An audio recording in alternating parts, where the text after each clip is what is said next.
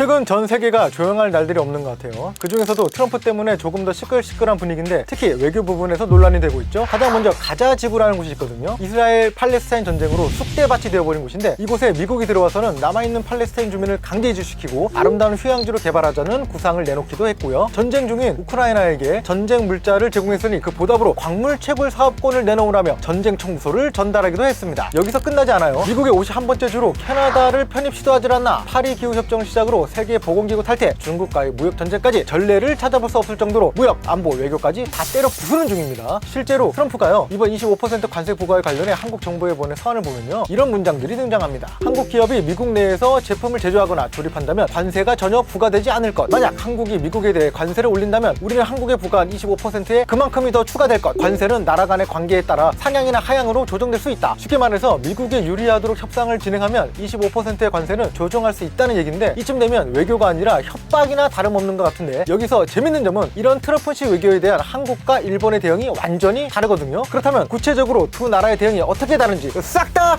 살펴보겠습니다.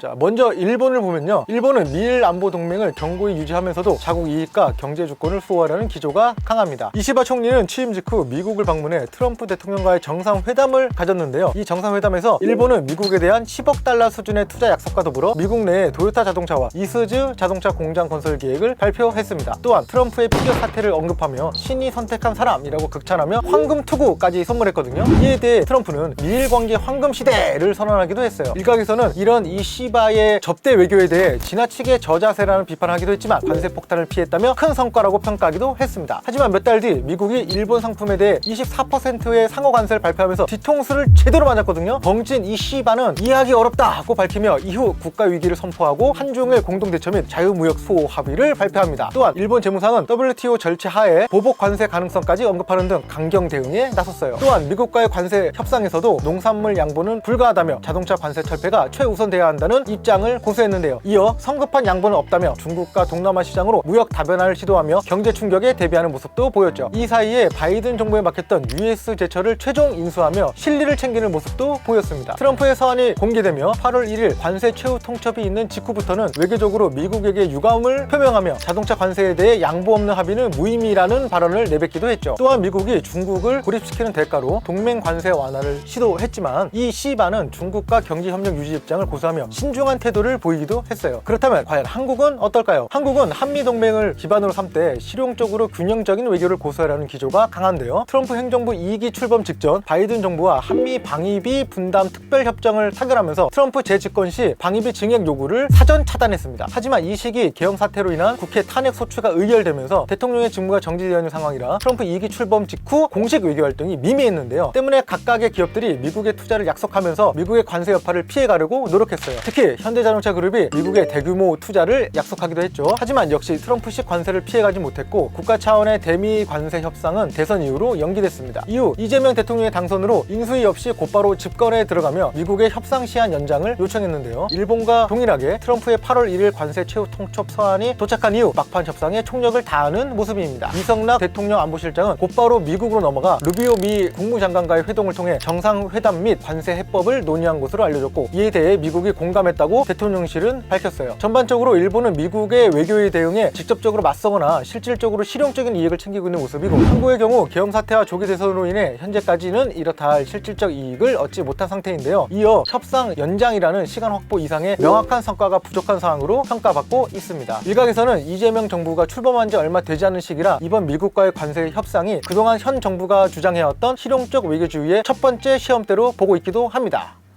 자, 먼저 칭찬이라고 보기 힘들지만 우리 정부가 잘 대응했던 거, 그때 당시 이재명 대통령 되기 전이죠, 그죠? 관세 25% 때린다고 하자마자 바로 미국으로 넘어가서 기재부 장관을 만나가지고 2+2 회의도 했고 아주 발빠르게 움직였다. 이런 점은 그때 당시 정부 대표단들이 잘했다. 그리고 두 번째는 FTA 미국과의 자유무역 협정 그 논리를 계속 주장하면서 지금 이 관세 25% 때리는 것들이 FTA 원칙에 어긋난다 라는 어떤 논리적 근거를 잘 마련해서 우리가 대변을 했죠. 근데 정부 대표단들에게 비판받아야 될 점은 너무 서로의 호흡이 안 맞죠. 미국은 당장 빨리 관세 25% 해가지고 올리겠다고 막 압박을 넣는데 우리는 여유를 갖고 우리 논리는 FTA 다 되니까 순차적으로 차분하게 가겠다. 도저히 안 맞죠. 또 그에 따른 또 대책도 전혀 없었고요. 아마 그 정부 대표단들이 그 대선 전이라서 자기네들이 아마 계엄 때문에 자기네 정권이 뺏길 거다, 아마 바뀔 거다 생각해서 여유를 부렸는지 어떤지 잘 모르겠어요. 너무 안 맞았다. 그 당시에도 기한을 8월 달까지로 뒀었어요. 아니 그때는 7월 8일까지 7월 8일까지 유예기한을 뒀어. 그래서 그거를 줄라이 무슨 뭐 회담인가 뭐 그렇게 했다가 결국 그 기한이 넘어서 어제 7월 8일날 미국이 공식 발표를 한 겁니다. 결국 7월 31일까지 더 유예기한을 준 거죠. 그 안에 얘네를 압박하는 것 같아. 내 생각에는 궁극적인 목적은 방위비 더 내 같아요. 그러니까 오늘도 계속 메시지를 내잖아요. 한국 잘하고 있지만 방위비 부족하다, 더 내야 된다라고. 그러니까 그게 실패하더라도 관세 그냥 때리면 또 돈 또 생기고, 관세 좀 내려주더라도 방위비 받으면 지네도 이득이고, 뭐 이런 속셈이 아닐까. 트럼프 있으면 또 X야 이거 보면은. 미국이 있으니까 어차피 한국말 못 알아들으니까 내가 제대로 욕합니다. 이 X 때문에 우리가 다막 약간 히틀러 같아 이거 약간. 이런 말 됩니까? 그러니까 어떻게 보면 굉장히 사업가다. 개X라는 거 한 거 미안합니다. 약간 사업가 마인드 있는데 그래도 그렇다. 아무튼 우리나라 이재명 정부 기대해 봅니다. 뭐 실용적 외교주의 이야기 했으니까 잘 설득을 해서 수출국가 아닙니까? 우리나라 대기업 5대 대기업이 우리나라 경제의 80% 이상을 차지합니다. 하나만 무너져도 그냥 무너집니다. 우리나라. 그 관세 정책 잘 해결해 줄 거라고 이재명 대통령 지켜보겠습니다. 자, 지금까지 트럼프식 외교에 대응하는 한국과 일본의 모습을 살펴봤습니다. 오늘 영상을 보신 여러분들의 생각을 댓글로 남겨주세요. 지금까지 당신을 위한 빠른 정보 274이었습니다.